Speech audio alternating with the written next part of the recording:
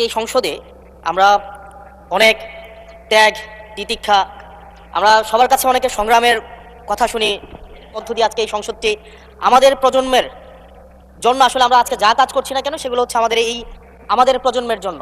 আপনারা যে কাজগুলো করছেন, যে দায়িত্বটা নিয়েছেন, এই দায়িত্বের ফলভোগী বা সুবিধাভোগী কিন্তু আমাদের এই প্রজন্ম।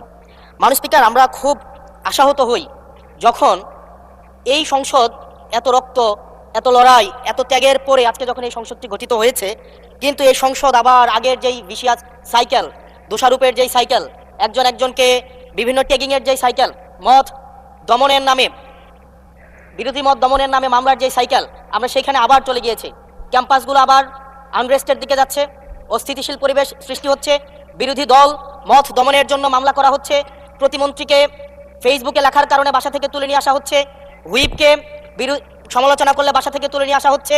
আবার আমরা আগের সংস্কৃতিতে আমরা চলে যাচ্ছি, যেখানে মাননীয় প্রধানমন্ত্রী নিজে কার্টুন শেয়ার করে বিভিন্ন স্যাটায়ার, বিভিন্ন মকারিকে প্রমোট করছে, বিরোধী মতকে প্রমোট করছে। সেইখানে এই সংসদ গঠিত হওয়ার পর থেকে আজকে পর্যন্ত 9টা ঘটনা ঘটেছে যেখানে মত প্রকাশের জন্য আজকে বাসা থেকে তুলে নিয়ে আসা হয়েছে। মাননীয় স্পিকার, আমরা মত প্রকাশের স্বাধীনতা চাই। মত প্রকাশের স্বাধীনতা আগেও ছিল, মত প্রকাশের স্বাধীনতা আওয়ামী লীগের সময় ছিল, তবে সেটা সহমত প্রকাশের স্বাধীনতা। আমরা এই পার্লামেন্টের পরে আমরা শুধুমাত্র মত প্রকাশের স্বাধীনতা নয়, আমরা দ্বিমত প্রকাশের স্বাধীনতা চাই। আমরা এখানে দাঁড়িয়ে মাননীয় প্রধানমন্ত্রীর সমালোচনা করতে চাই, আমরা নির্ভয়ে ফেসবুকে আমরা ব্যাকস্পেস ব্যবহার করতে চাই না।